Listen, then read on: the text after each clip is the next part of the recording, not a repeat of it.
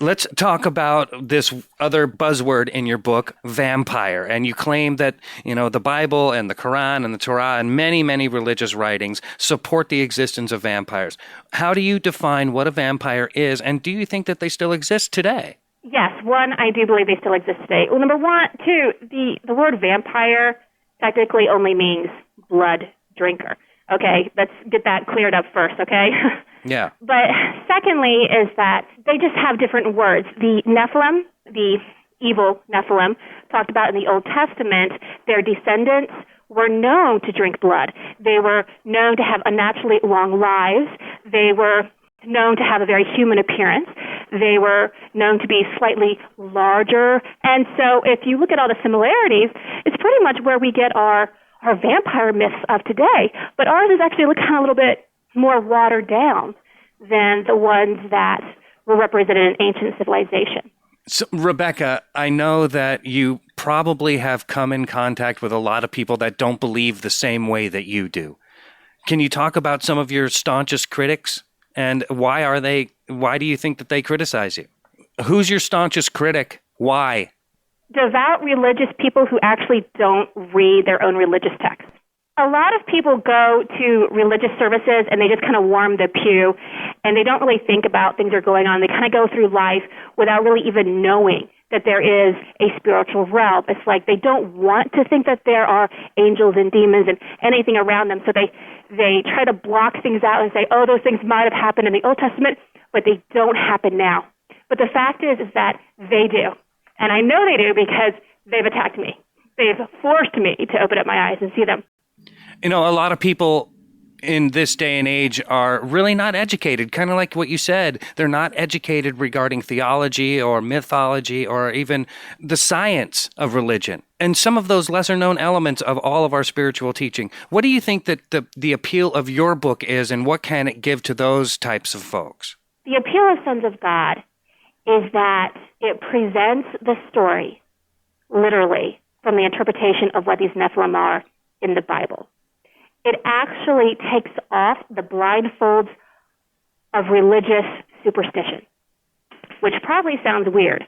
So a lot of people think that religion itself is superstitious, but a lot of people have actually denied the spiritual and the supernatural realm in the religious community. That's a great answer.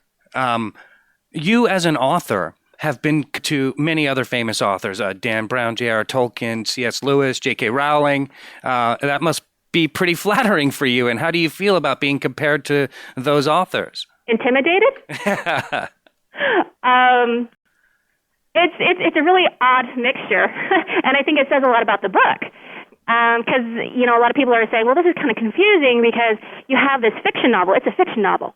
But you base your creatures, what normally would be fantasy-type creatures or occult creatures, by religious texts. And a lot of people do believe that the Bible is true. So these are actually would-be religiously acceptable entities that actually exist.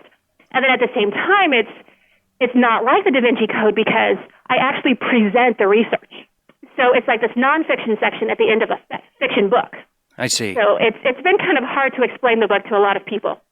But I want people to see the research. I want religious people. I want Muslims to see what the Koran says. I want the Jews to see what the Midrash says. I want all these different religious people reading their own texts on what these paranormal creatures are. And they can make up their own mind.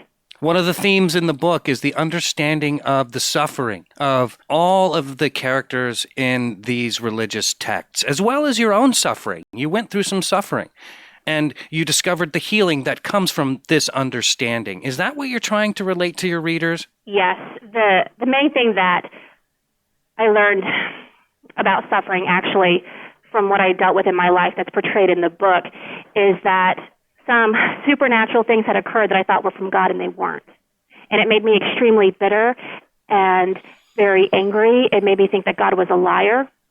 And after a few years, when I realized that I had been demonically deceived, then I also became even more angry at God because I was like, well, why did I have to even go through that? That's not fair. Why couldn't you just protected me? And when I wrote this novel, and some people that I know started reading it, they really identified with what I went through, and it started actually helping them. And then I realized that a lot of times the reason we suffer, it's not to help us, it's not to help us grow even sometimes. Sometimes the reason that we suffer is actually to help other people. And if we can get out of our own self-wallowing pity and actually use our suffering for good, then it actually is what heals us. And if one person can just step outside of their self-pity and wallowing and reach out and allow that to heal them, then I think it's worth it.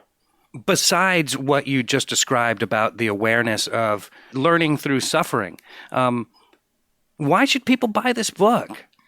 Well, one, it's a great fiction story. And secondly, that whether or not you believe in a spiritual realm, one day something might happen to you, and you might be glad you have the answers that are presented. My guest today is Rebecca Ellen Kurtz. She is the author of Sons of God, which is available online and on bookshelves right now. Rebecca, it's a real pleasure speaking with you. Thank you, Ron. Thanks for having me.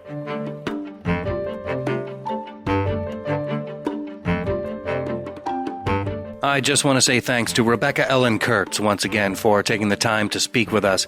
Her novel, Sons of God, is available online and on bookshelves right now. And as always, the Author's Insight podcast is brought to you by Emerald Book Company, providing independent authors and small presses with production, distribution, and marketing capabilities that compete with major publishing houses. On the web at emeraldbookcompany.com. And lastly, and always most importantly, I'd like to thank you for tuning in. This has been the Author's Insight podcast, and from our iPress Room studios here in West Los Angeles, I'm Ron Guerin. Until next time.